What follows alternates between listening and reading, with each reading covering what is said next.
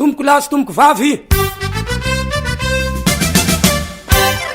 Isika de malagasy ary isika malagasy a de mitaiza sy manabe reo zanatsika ireo ho malagasy ho anareo ny antefako voalohany indrindrindrindra satria isika rehetra na hazoky olona takany aza dia mpanabe isika ary mpanabe amin'ny lafiny rehetrarehetra ara-batana indrindrindrindra ara-tsaina sy ara-panahy kolokoloina tsara ny saina sy ny fanahy satria ny fanahy no maha olona zay no tena filamatra amin'ny mahamalagasy de ajaina ny teny-pirenena ny teny malagasy ary tsy azoko adinoina le hoe fiteny-paritra ny filazana azy anefany a aleo mampiasa ny hoe tenindreny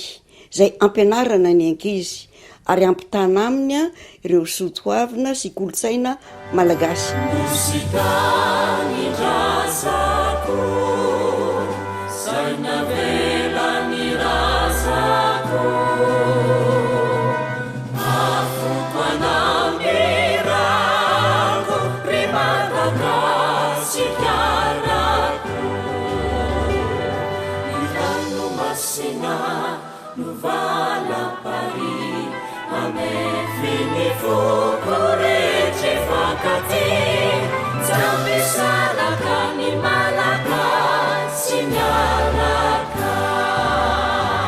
Io de tiako hitrikitrihana mihitsy zay fahalalam-pomba zay satria miaina de miaina ny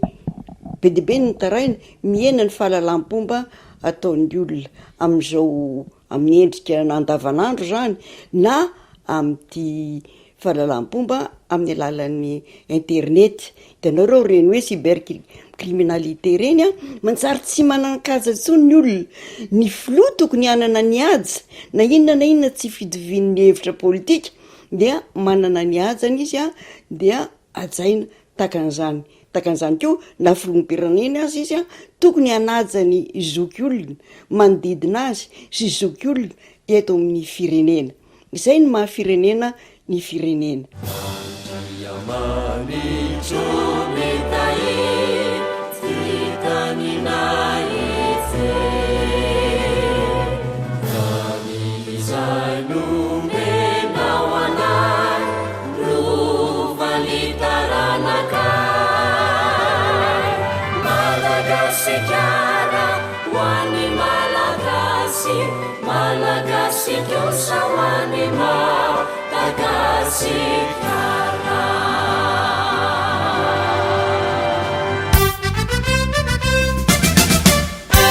Saotra tomboko lahy, saotra tomboko vavy.